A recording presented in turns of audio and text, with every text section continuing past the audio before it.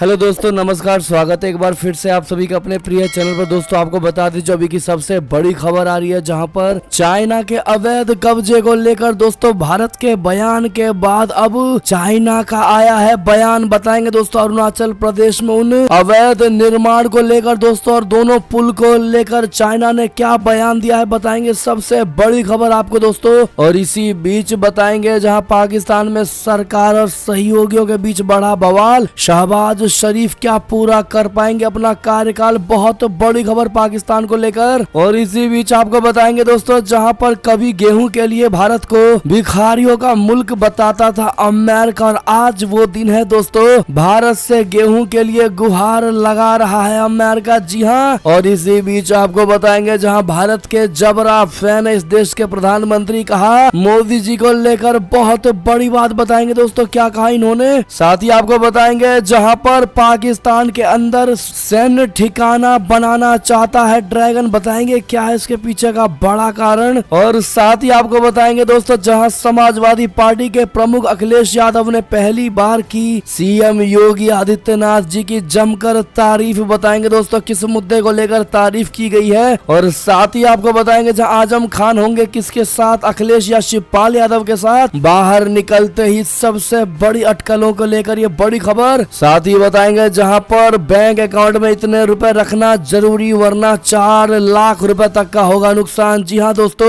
बताएंगे किस योजना और किस स्कीम से जुड़ी है बड़ी खबर दोस्तों बैंक को लेकर। और साथ ही आपको बताएंगे जहां पर प्रधानमंत्री मोदी जी की इस योजना में फ्री मिलेगी सिलाई मशीन, बिना खर्च किए करना होगा, बहुत बड़ा काम दोस्तों। तो हर तरह की जानकारी हम आपको भी बताने वाले हैं, तो आराम से बने रहेगा वीडियो के अंत तक।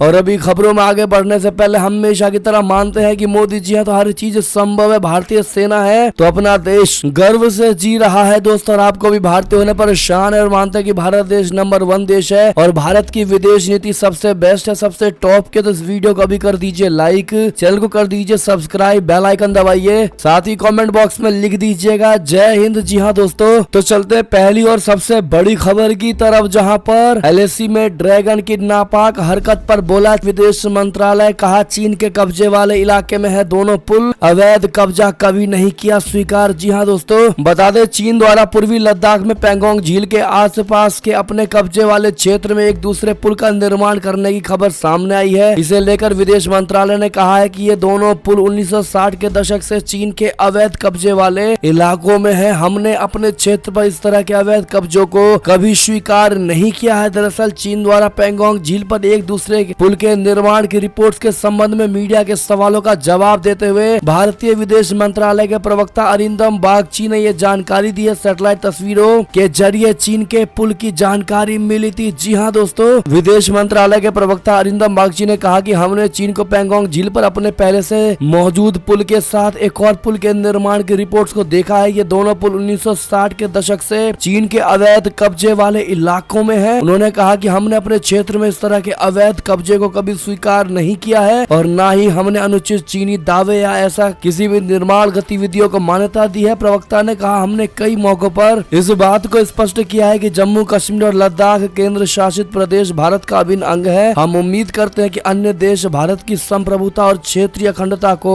का सम्मान करेंगे। जी हाँ दोस्तों, आपको बता दें दोस्तों कि चाइना का जो कहना है इस मामले में कि दोनों पुल तो उसके क्षेत्र में है ही दोस्तों, लेकिन अरुणाचल प्रदेश के भी कुछ हिस्सों को दोस्तों वो अपना मानता है। यानी कि भारत ने साफ कह दिया है कि किसी भी तरह के अवैध कब्जे को हम स्वीकार नहीं करेंगे, लेकिन चाइना कहता है कि उसके कुछ हिस्से भारत में। ऐसे में दोस्तों आपको क्या लगता है, आपकी अपनी निजी राय क्या है दोस्तों, कमेंट करके जरूर बताइएगा। और ऐसे में चाइना को कैसे जवाब देना चाहिए दोस्तों, सुझाव राय जरूर दीजिएगा। चलते अगली खबर की तरफ, जहां पाकिस्तान में क्या हर बार की तरफ फिर गिरेगी शहबाज शरीफ की सरकार। पाकिस्तान में सरकार और सहयोगियों के बीच बढ़ा बवाल, शहबाज शरीफ पूरा कर पाएंगे क्या अपना कार्यकाल। जी हां दोस्तों, पाकिस्तान में शहबाज शरीफ के नेतृत्व में बनी गठबंधन सरकार का भविष्य एक बार फिर अधर में लटकता नजर आ रहा है दोस्तों। गुरुवार को कई पार्टियों को मिलाकर बनी सरकार और शक्तिशाली हितधारकों के बीच गंभीर मतभेद सामने आए हैं। उधर इमरान खान के नेतृत्व में विपक्ष ने इस्लामाबाद कूच करने का ऐलान करके सरकार की मुश्किलें और ज्यादा बढ़ा दी है। इस विवाद का मुख्य बिंदु मौजूदा सरकार के कार्यकाल की अवधि है। शहबाज शरीफ सरकार कड़े फैसले लेने के लिए तैयार है, लेकिन केवल इस शर्त पर कि वो बिना किसी बाधा या साजिश के शेष संवैधानिक कार्यकाल पूरा करेगी। जी हाँ दोस्तों, पिछले कुछ दिनों में घटनाक्रम से पता चलता है कि शक्तिशाली तबकों का झुकाव अब देश में जल्दी चुनाव कराने की ओर बढ़ रहा है। पाकिस्तान सरकार और हितधारकों के बीच गतिरोध न केवल हर गुजरते दिन के साथ दिखाई दे रहा है, बल्कि सरकार की निर्णय लेने की प्रक्रिया में देरी कर रहा है। जी हाँ दोस्तों, इस कारण पाकिस्तान की अर्थव्यवस्था भी प्रभावित हो रही है और इसी कारण गठबंधन सरकार कठिन आर्थिक निर्णय लेने के लिए अनिच्छुक थी, जिसमें ईंधन सब्सिडी को समाप्त करना शामिल था। जी हाँ दोस्तों, आपको बता दें दोस्तों कि विधान सभाओं को भंग करने का कर सकते हैं बड़ा ऐलान। जी हाँ दोस्तों, पाकिस्तान के कई राजनीतिक विशेषज्ञों ने स्थिति की गंभीरता को बताते हुए दावा किया है कि अगर सरकार में शामिल शक्तिशाली धड़े शेष कार्यकाल को पूरा करने का आश्वासन नहीं देते हैं तो प्रधानमंत्री शहबाज शरीफ वित्तीय योजना पेश करने के बजाय विधानसभाओं को भंग करने की घोषणा कर सकते हैं। अगली खबर की बात करें दोस्तों, जहां पर कभी गेहूं के लिए भारत को भिखारियों का मुल्क बताया था, अमेरिका ने आज भारत से गेहूं के लिए ही लगा रहा है गुहार। जी हाँ दोस्तों, भारत सरकार के गेहूं के निर्यात पर रोक लगाने की आलोचना हो रही है। अमेरिका समेत दुनिया के कई देशों ने सरकार के इस फैसले पर चिंता जताई है। हालांकि भारत ने ये फैसला इसलिए लिया है ताकि देश में बढ़ रही गेहूं और आटे की बढ़ती कीमत को काबू में किया जा सके। गेहूं के निर्यात पर रोक लगाने से अमेरिका चिढ़ गया है। दोस्तों, जर्मनी में हुई G7 देशों की मीटिंग में अमेरिका के कृषि सचिव टॉम विल्सेक ने कहा है कि गेहूं तक पहुंच को बाधित कर रहा है। दोस्तों, उन्होंने इसे गलत समय में गलत कदम बताया है। विल्सेक ने कहा कि हमें एक ऐसे बाजार की जरूरत है जो जरूरतमंद लोगों तक सामान पहुंचाने में मदद करे। भारत ने 13 मई को गेहूं के निर्यात पर रोक लगा दी थी। भारत ने ये रोक ऐसे समय में लगाई है जब रशिया यूक्रेन जंग की वजह से दुनिया भर में गेहूं की सप्लाई पर असर पड़ा है। जी हाँ दोस्तों, बता दें भारत के गेहूं के निर्यात पर रोक के फैसले पर अमेरिका ने कल नाराजगी दिखाई दोस्तों, लेकिन कभी ऐसा वक्त भी था जब अमेरिका गेहूं के लिए भारत को धमकाता था। तब भारत गेहूं के लिए अमेरिका पर निर्भर हुआ करता था। पाकिस्तान के साथ 1965 की लड़ाई के समय अमेरिका ने भारत को गेहूं न देने की धमकी दी थी। इतना ही नहीं, अमेरिका ने एक बार भारत को भिखारियों का देश भी बताया था। लेकिन दोस्तों, ये मोदी सरकार है, प्रधानमंत्री नरेंद्र मोदी जी है दोस्तों, बड़े बड़े सुपर पावर देशों को भी भारत ने झुका दिया है। क्या कहते हैं आप लोग दोस्तों? अगर विश्वास है आपको अपने भारत पर और मोदी जी पर दोस्तों, तो इस वीडियो को शेयर कर दीजिएगा व्हाट्सएप, फेसबुक, जहां आपकी इच्छा हो दोस्तों। वीडियो लाइक करना मत भूलिएगा। चलते हैं अगली खबर की तरफ, जहां इंडिया के जबरा फैन है इस देश के प्रधानमंत्री। कहा, मैंने जो सूट पहना है वो प्रधानमंत्री नरेंद्र मोदी जी ने अपने दर्जी से बनवाया है। जी हाँ दोस्तों, केंद्र में प्रधानमंत्री नरेंद्र मोदी जी की सरकार आने के बाद इससे दुनिया में भारत का स्तर बढ़ गया है दोस्तों। दुनिया के ताकतवर देशों में भारत का भी नाम शामिल हो चुका है। हर एक क्षेत्र में भारत तेजी से आगे बढ़ रहा है और यही वजह है कि दुनिया इंडिया के साथ जुड़ना चाहती है, चाहे वो अमेरिका हो, जापान हो, ऑस्ट्रेलिया हो, ब्रिटेन हो या फिर कोई अन्य बड़ा देश हो। हर कोई पीएम मोदी जी के साथ जुड़ना चाहता है। भारत अपने दुश्मनों को मुंह तोड़ जवाब देना चाहता है तो साथ ही अपने दोस्तों का मुसीबत में भी साथ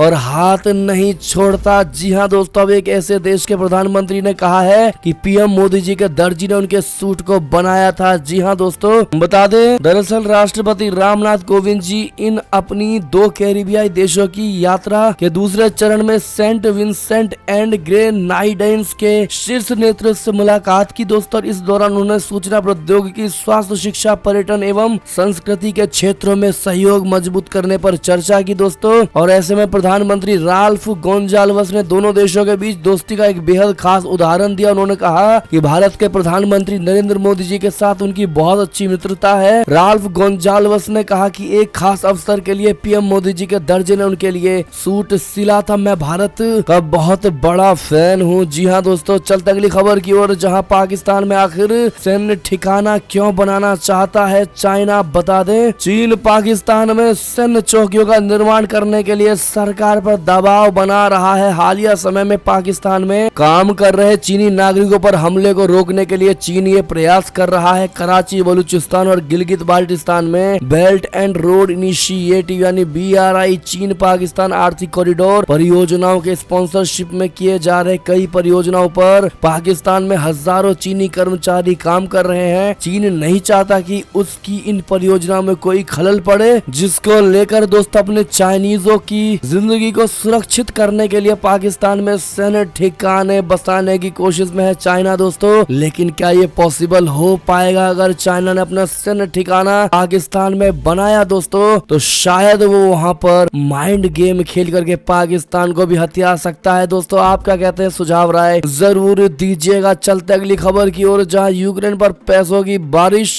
G7 देश 19.8 अरब डॉलर तो अमेरिका 40 अरब की डॉलर की देगा आर्थिक मदद। जी हाँ दोस्तों, रशिया के खिलाफ 86 दिनों से युद्ध लड़ रहे यूक्रेन को दुनिया भर से आर्थिक मदद मिल रही है। अब दुनिया के शक्तिशाली अर्थव्यवस्थाओं वाले देश के समूह G7 ने यूक्रेन को 19.8 अरब डॉलर की मदद का ऐलान किया है। जर्मनी के वित्त मंत्री ने शुक्रवार को कहा है कि विश्व की 7 प्रमुख अर्थव्यवस्थाएं और वैश्विक वित्तीय संस्थान यूक्रेन को 19.8 अरब डॉलर की सहायता मुहैया करा रहे हैं। क्रिश्चियन लिंडर ने संवाददाताओं से कहा है कि कुल धन का 9.5 अरब डॉलर इस हफ्ते G7 के वित्त मंत्रियों की बैठक में जुटाया गया। जी हाँ दोस्तों, अगली खबर की बात करें, जहां इमरान खान की पार्टी के 25 विधायक डी सीट घोषित। चुनाव आयोग के फैसले से और गहराएगा सियासी संकट। जी हाँ दोस्तों, पाकिस्तान के शीर्ष चुनाव निकाय ने पिछले महीने पंजाब के मुख्यमंत्री के चुनाव में पार्टी के निर्देश के खिलाफ मतदान करने के मामले में अपदस्थ प्रधानमंत्री इमरान खान की पाकिस्तान तहरीक इंसाफ बोले तो पीटीआई के 25 असंतुष्ट सदस्यों को डी सीट कर दिया गया है। पाकिस्तान के चुनाव आयोग ने पिछले महीने पाकिस्तान मुस्लिम लीग नवाज के मुख्यमंत्री पद के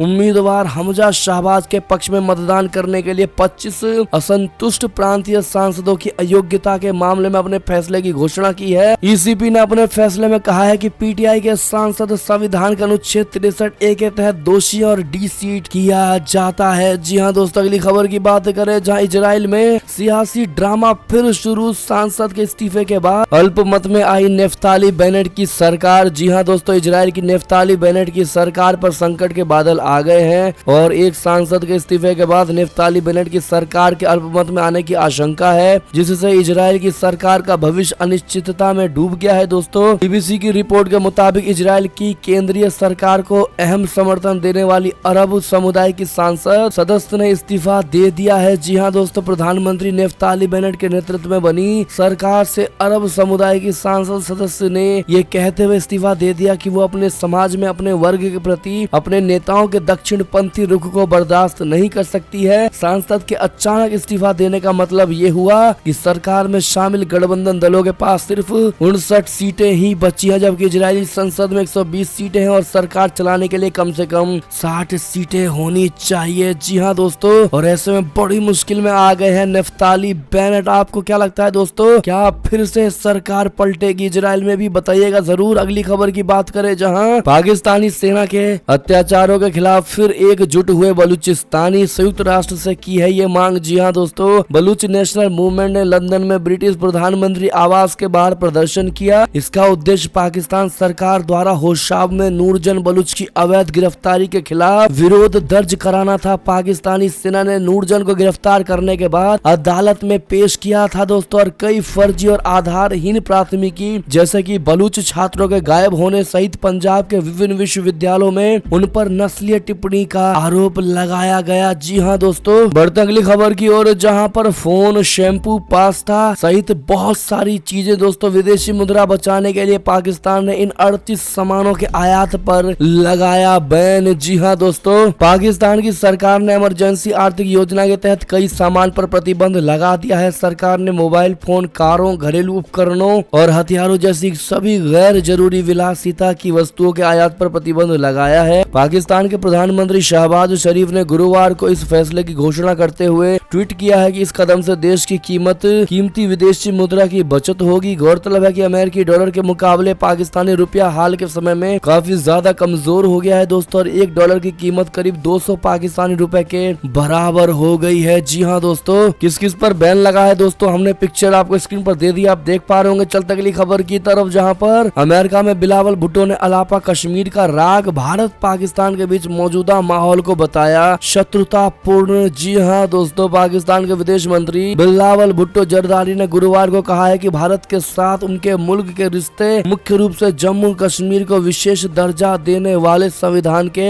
अनुच्छेद 370 370 के अधिकतर प्रावधानों को निष्प्रभावी बनाने के नई दिल्ली के फैसले और परिसीमन आयोग द्वारा हाल ही में की गई सिफारिशों के चलते खास तौर पर जटिल हुए हैं। बिलावल ने कहा कि मौजूदा समय में दोनों मुल्कों के बीच आर्थिक गतिविधियों, संवाद और कूटनीति के लिए व्यावहारिक जगह बहुत सीमित है। बतौर विदेश मंत्री अपने पहले अमेरिका दौरे पर न्यूयॉर्क पहुंचे बिलावल भुट्टो ने गुरुवार को आयोजित एक प्रेस कॉन्फ्रेंस में ये टिप्पणी की है। जी हाँ दोस्तों, उन्होंने कहा जहां तक भारत के साथ हमारे रिश्तों का सवाल है, ये कश्मीर में उठाए गए हालिया कदमों से खास तौर पर जटिल हुए हैं, जिनमें 5 अगस्त 2019 का अनुच्छेद 370 को निष्प्रभावी घोषित करना और जम्मू कश्मीर में परिसीमन आयोग द्वारा हाल ही में की गई सिफारिशें शामिल हैं। बिलावल ने कहा कि इन कदमों ने मामले को और जटिल बना दिया है। उन्होंने आरोप लगाया है कि कदम संयुक्त राष्ट्र सुरक्षा परिषद के प्रस्तावों और जिनेवा समझौतों पर हमला है। जी हाँ दोस्तों, बहुत बड़ी खबर। ऐसे में आपको बता दें दोस्तों, कश्मीर की जैसे ही बात आई, भारत ने दिया बिलावल भुट्टो को करारा जवाब और भारत ने साफ साफ कह दिया है, फटकार लगाते हुए कि संयुक्त राष्ट्र सुरक्षा परिषद में उसके विदेश मंत्री बिलावल भुट्टो जरदारी द्वारा की गई टिप्पणी एक हताशा में दी गई रिएक्शन है, जिसका उद्देश्य किसी भी मंच और हर विषय का दुरुपयोग करने के लिए झूठे और दुर्भावनापूर्ण प्रचार का प्रचार करना है। जी हाँ दोस्तों, साफ साफ भारत ने करारा जवाब दिया है और पहले भी भारत कह चुका है दोस्तों कि जम्मू कश्मीर भारत का अभिन्न हिस्सा था, है और आगे भी रहेगा। कोई भी ताकत हमसे इसको छीन नहीं सकती। ऐसे में दोस्तों, कश्मीर हमारा था, है और रहेगा कहना मत भूलिएगा। दोस्तों चलते हैं अगली और बड़ी खबर की तरफ, जहां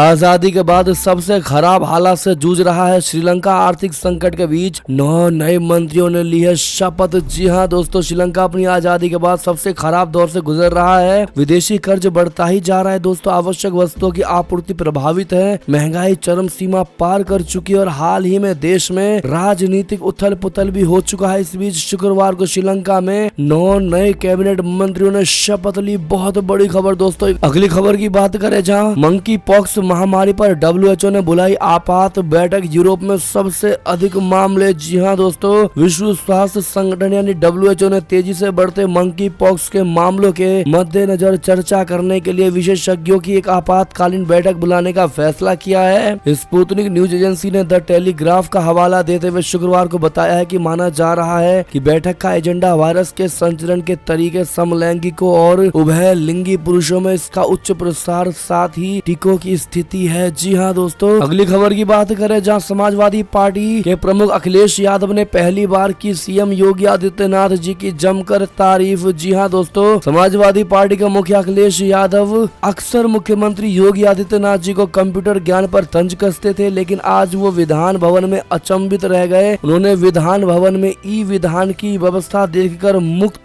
कंठ से योगी आदित्यनाथ सरकार और विधानसभा अध्यक्ष सतीश महाना की प्रशंसा की है। दोस्तों बता दें कि उत्तर प्रदेश की विधानसभा अब हाईटेक हो चुकी है, हर सीट पर टैब लगा दिया गया है। शुक्रवार को लोकसभा अध्यक्ष ओम बिरला की मौजूदगी में ई विधानसभा का उद्घाटन किया गया। इस दौरान मुख्यमंत्री योगी आदित्यनाथ जी के साथ मंच पर मौजूद रहे विपक्ष के नेता अखिलेश यादव भी सदन के बदले स्वरूप को देखकर अचंभित रह गए। उन्होंने कहा कि विधानसभा को देखकर उन्हें तो लगा कि जैसे ये कोई आई सेंटर हो। इसके लिए उन्होंने विधानसभा स्पीकर और योगी सरकार को जमकर बधाई दी। आप दोस्तों अखिलेश जी का ये ट्वीट भी देख पा रहे होंगे दोस्तों। आपको हम बता दें, जहां अखिलेश यादव ने बधाई देते हुए कहा कि यूपी की सबसे बड़ी विधानसभा है, हमारे माननीय सदस्य चुनकर आए हैं। इस सदन में जहां हम सब बैठे हैं, मैंने पहली तस्वीर देखी इस सदन की तो मुझे लगा कि कोई IT सेंटर का उद्घाटन होने जा रहा है। विधानसभा सेंटर को कोई विधानसभा बनाने के लिए विधानसभा अध्यक्ष और सरकार को बधाई देता हूं। उन्होंने कहा कि IT के इस्तेमाल से पारदर्शिता बढ़ेगी, काम में आसानी होगी और भ्रष्टाचार भी कम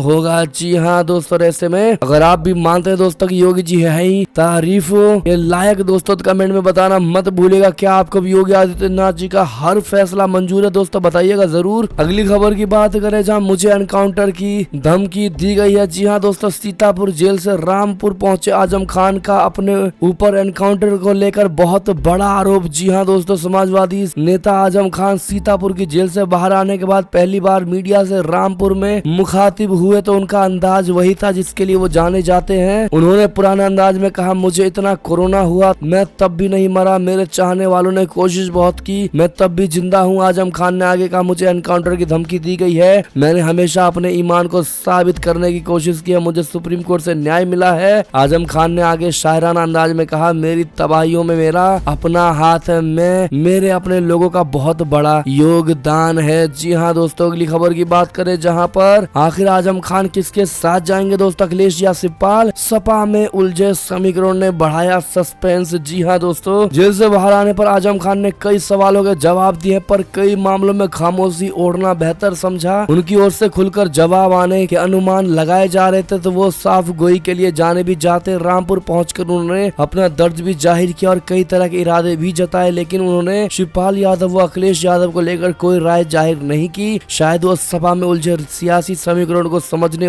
में और वक्त लेना चाहते हैं। आपको क्या लगता है दोस्तों, राय जरूर दीजिएगा। अगली खबर की बात करें जहां पर सीबीआई का बहुत बड़ा खुलासा, लालू यादव ने रेलवे में नौकरी देने के बदले पटना में ली थी 4 करोड़ से अधिक की जमीन। जी हाँ दोस्तों, अगली खबर की बात करें जहां बहुत बड़ा अलर्ट, बैंक अकाउंट में 342 रुपए रखना है जरूरी वरना 4 लाख रुपए का होगा नुकसान। जी हाँ दोस्तों, आपके बैंक अकाउंट में 342 रुपए नहीं है तो 4 लाख रुपए तक का नुकसान हो सकता है। दरअसल प्रधानमंत्री जीवन ज्योति बीमा योजना को सालाना रिन्यू कराने की आखिरी तिथि 31 मई है। अगर आपने इन दोनों योजनाओं को रिन्यू नहीं करा तो 4 लाख रुपए तक की बीमा से वंचित रह सकते हैं। दोस्तों, इस योजना के तहत किसी भी कारण से होने वाली मौत के लिए कवरेज दी जाती है। इस योजना से जुड़ने के लिए उम्र सीमा 18 से 50 वर्ष है। 50 वर्ष की आयु से पहले योजना में शामिल होने वाले लोग प्रीमियम का भुगतान करने पर जीवन के जोखिम का कवरेज 55 वर्ष की आयु तक प्राप्त कर सकते हैं। जी हाँ दोस्तों, 330 रुपए प्रति वर्ष के प्रीमियम भुगतान पर 2 लाख रुपए का जीवन बीमा कवर, चाहे मृत्यु किसी भी कारण से हुई हो। जी हाँ दोस्तों, बाकी क्या है इसके दोस्तों पूरा प्रोसेस हमने स्क्रीन पर दे दिया है। सुरक्षा बीमा क्या है, रजिस्ट्रेशन कैसे होगा दोस्तों, सारी जानकारी स्क्रीन पर दे दी है। अगली खबर की बात करें जहां सरकार की इस योजना में फ्री मिलेगी सिलाई मशीन, बिना खर्च किए करना होगा ये काम। अगर आप भी घर बैठे सिलाई का काम करके अपनी इनकम करना चाहते हैं तो ये योजना आपके काम की है। दोस्तों, पीएम मोदी जी ने पिछले दिनों फ्री सिलाई मशीन योजना 2022 का शुभारंभ किया था। इस योजना को देश की महिलाओं को रोजगार देने के लिए शुरू किया गया। मशीन के लिए ऐसे आवेदन कर सकते हैं दोस्तों। योजना के तहत केंद्र सरकार की तरफ से गरीब और श्रमिक महिलाओं को मुफ्त में सिलाई मशीन उपलब्ध कराई जा रही है। इस योजना के माध्यम से महिलाएं सिलाई मशीन से घर बैठे रोजगार शुरू कर सकती हैं। सिलाई मशीन प्राप्त करने के लिए आपको आवेदन करने की जरूरत होती है। ये योजना प्रत्येक राज्य की 50,000 महिलाओं के लिए बनाई गई है। जी हाँ दोस्तों, प्रधानमंत्री फ्री सिलाई मशीन योजना से देश की महिलाओं को आर्थिक रूप से स्वतंत्र होने का मौका भी मिलता है। दोस्तों, बता दें कि सिलाई मशीन योजना 2022 के तहत 20 से 40 वर्ष तक की महिलाएं ही आवेदन कर सकती है। इन्हें सिलाई मशीन के लिए एक भी रुपया खर्च करने की जरूरत नहीं है। बाकी क्या है इसका पूरा प्रोसेस दोस्तों हमने आपको स्क्रीन पर दिखा दिया, आप देख ही पा रहे होंगे। साथ ही दोस्तों अंतिम खबर की बात करें जहाँ झमाझम बारिश से पूरा दिल्ली एनसीआर का मौसम हुआ सुहाना, लोगों को गर्मी से मिली राहत। जी हाँ दोस्तों, आपके यहाँ पर क्या टेम्परेचर है कमेंट में जरूर बताइएगा। और दोस्तों ये थी अब तक की सारी बड़ी खबरें। आपको हमारी खबर कैसी लगी, आशा करता हूँ दोस्तों बहुत अच्छी लगी होगी। अगर थोड़ी भी अच्छी लगी तो इस वीडियो को भी अपने भाई बंधुओं में व्हाट्सएप, फेसबुक, ट्विटर के जरिए पूरे भारत में शेयर करना बिल्कुल मत भूलिएगा दोस्तों। और अभी कर दीजिए इस वीडियो को लाइक, चैनल को कर दीजिए सब्सक्राइब, बेल आइकन दबाइए, साथ ही कमेंट बॉक्स में लिख दीजिएगा जय हिंद जय भारत। तो मिलते हैं आपसे अगली बड़ी खबर में दोस्तों, तब तक अपना ख्याल रखिएगा। आप सभी का बहुत बहुत धन्यवाद साथ देने के लिए, साथ बने रहने के लिए। और खबरों का सिलसिला लगातार हमारे चैनल पर जारी है तो अपडेट रहना बिल्कुल मत भूलिएगा दोस्तों। अगली बड़ी खबर का इंतजार करिएगा। हम मिलते हैं आपसे अगली बड़ी खबर में, तब तक के लिए बहुत बहुत धन्यवाद। जय हिंद जय भारत, जय श्री राम, वंदे मातरम, हर हर महादेव।